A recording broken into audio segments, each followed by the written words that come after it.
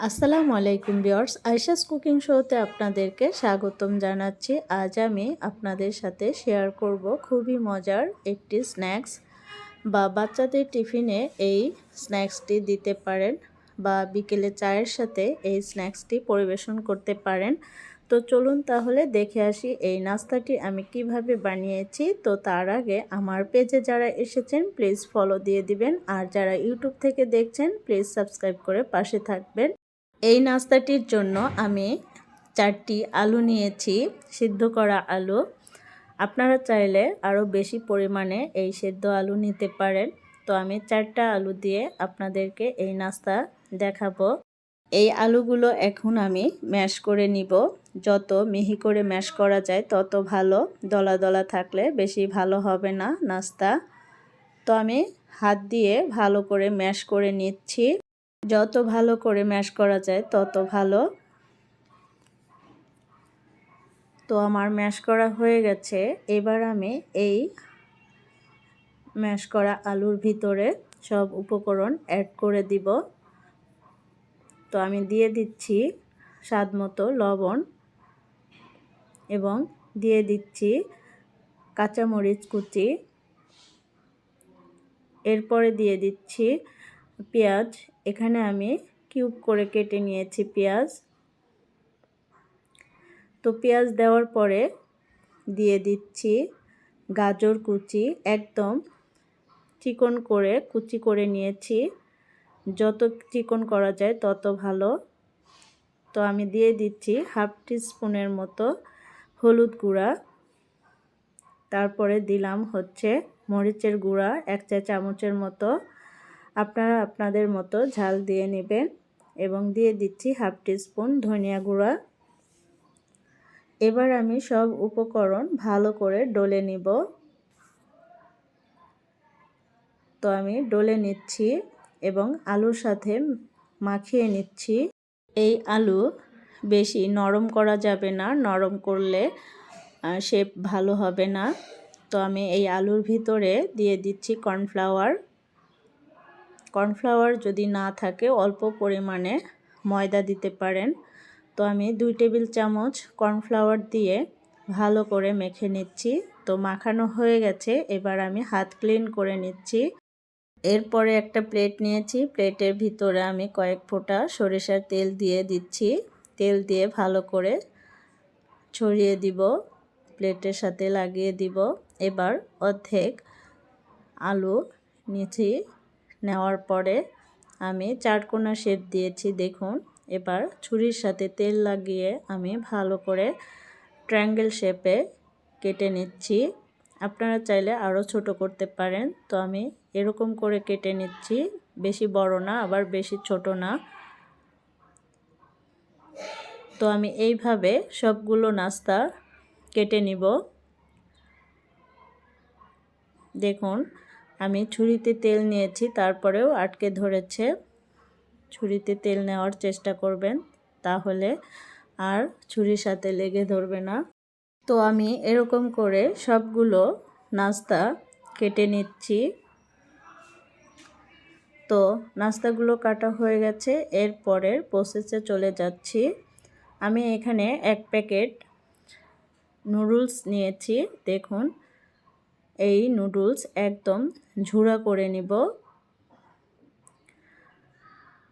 তো নুডলস ঝুড়া করে নিয়েছি দেখুন। এবার আমি এই প্লেটটি ধরে সাইডে রেখে দিচ্ছি। এরপর ছোট একটা বাটি নিয়েছি, বাটির ভিতরে আমি 3 টেবিল চামচ কর্নফ্লাওয়ার দিচ্ছি। কর্নফ্লাওয়ার দেওয়ার পরে নুডলসের ভিতরে যে মশলা ছিল সেই মশলার প্যাকেট ছিঁড়ে দিচ্ছি, আর সামান্য লবণ দিয়েছি। তো এবার আমি পানি দিয়ে এই ব্যাটারটি গুলিয়ে নিব। এখানে লক্ষ্য রাখতে হবে বেশি পাতলা করা যাবে না, এই ব্যাটারটি ঘন করতে হবে। তো আমার বাটিটি ছোট হয়েছে, এই জন্য আমি প্লেটে ঢেলে দিলাম। তারপরে একটা নাস্তা আমি এই গোলার ভিতরে দিয়ে চুবিয়ে নিচ্ছি। চুবিয়ে তাড়াতাড়ি তুলতে হবে, তা না হলে পরে উঠানো যাবে না। গলে যাবে। তো আমি চুবানোর পরে সাথে সাথেই উঠিয়ে নিচ্ছি। এবার আমি সেই নুডলস ঝুড়ার ভিতরে আমি দিয়ে দিচ্ছি। আপনারা চাইলে ব্রেড ক্রাম্বসে গড়িয়ে নিতে পারেন, তো এটা আপনাদের ইচ্ছা। তো আমি ভালো করে এই নুডলসের উপর দিয়ে নাস্তাটি কোট করে নিব। ভালো করে কোট করতে হবে, তা না হলে ভাজার সময় খুলে আসবে। আর যত তাড়াতাড়ি করা যায় তত ভালো। এবং বানানোর সাথে সাথেই এই নাস্তা তেলে দিতে হবে, তা না হলে শেপ ভালো হবে না। তো আমার একটি নাস্তা কোট করা হয়ে গেছে। এবার আমি প্লেটের উপরে রেখে দিচ্ছি। এভাবে আমি আরেকটি নাস্তা রেডি করে দেখাবো।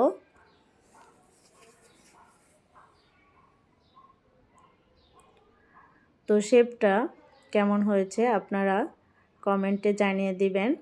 এ পর্যায়ে যদি আমার রেসিপি ভালো লেগে থাকে প্লিজ একটা লাইক দিয়ে দেবেন। আপনারা অনেকেই আছেন দেখেন কিন্তু লাইক দিয়ে দেন না। একটা লাইক দিলে আরও উৎসাহ বাড়ে, আপনারা লাইক দিয়ে যাবেন। তো আমার একটি নাস্তা রেডি হয়েছে, আমি প্লেটের ভিতরে রেখে দিচ্ছি। আরেকটি নাস্তা আমি দেখিয়ে দিচ্ছি। আমি গোলার ভিতর চুবিয়ে নিলাম এবং নুডলসের উপরে দিয়ে ভালো করে কোট করে নিচ্ছি।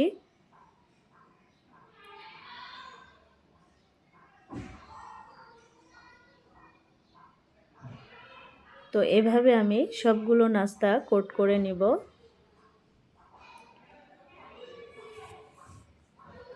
আমার দুইটি নাস্তা কোট করা হয়েছে, বাকিগুলো করে আপনাদের সাথে ফিরে আসব। তো ভিউয়ার্স, আমি ফিরে আসলাম। চুলায় কড়াইতে তেল দিয়েছি, তেল গরম হয়ে গেছে। এবার একটা একটা করে নাস্তাগুলো দিয়ে দিচ্ছি। একটু সাবধানে দিতে হবে, তেল ছিটে আসবে। তো আমি নাস্তাগুলো দিয়ে কিছুক্ষণ অপেক্ষা করছি। যতক্ষণ না একটু শক্ত হয় ততক্ষণ আমি উল্টিয়ে দিব না। উল্টিয়ে দিলে নাস্তা ভেঙে যাওয়ার সম্ভাবনা বেশি। প্রায় 3-4 মিনিট ধরে আমি এক পাশে ভেজে নিলাম, তারপরে উল্টিয়ে দিচ্ছি। দেখুন একদম সাবধানে দিতে হবে, তা না হলে ভেঙে যাবে। তো আমি একটা একটা করে সবগুলো নাস্তা উল্টিয়ে দিব।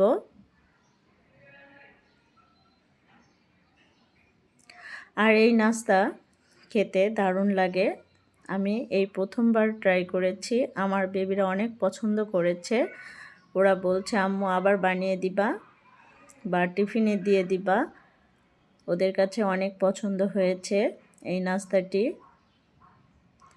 আপনারা চাইলে বাচ্চাদের টিফিনে বা বিকেলে চায়ের সাথে এই নাস্তাটি পরিবেশন করতে পারেন। দেখবেন সবাই পছন্দ করবে, ছোট বড় সবাই পছন্দ করবে।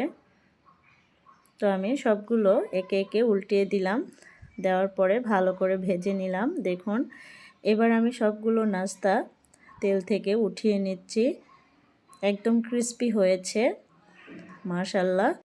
তো ভিউয়ার্স, ফিরে আসলাম নাস্তাগুলো ভাজার পর। দেখুন আমি সার্ভ করে দিচ্ছি। দেখতে কতটা সুন্দর হয়েছে আপনারা কমেন্টে জানিয়ে দিবেন। আমার কাছে তো অনেক ভালো লেগেছে, আর এত ক্রিস্পি হয়েছে, ভিতরে নরম এবং উপরে ক্রিস্পি, খেতে দারুণ লেগেছে। তো আমি একটি নাস্তা দেখিয়ে দিচ্ছি। দেখুন একদম মনে হচ্ছে যে টোস্ট ব্রেড ভাজি করেছি, এরকম মনে হচ্ছে। তো ভিউয়ার্স, কেমন লেগেছে আমার এই বিকেলের নাস্তার রেসিপি? আপনারা ইচ্ছা করলে এই নাস্তাটি আপনারা তৈরি করতে পারেন। দেখবেন ছোট বড় সবাই পছন্দ করবে। আর এত ক্রিস্পি হয়েছে যে বলাই যায় না, খেতে দারুণ। বেবিরা অনেক পছন্দ করবে ইনশাল্লাহ। তো আমি টমেটো সসের সাথে পরিবেশন করেছি।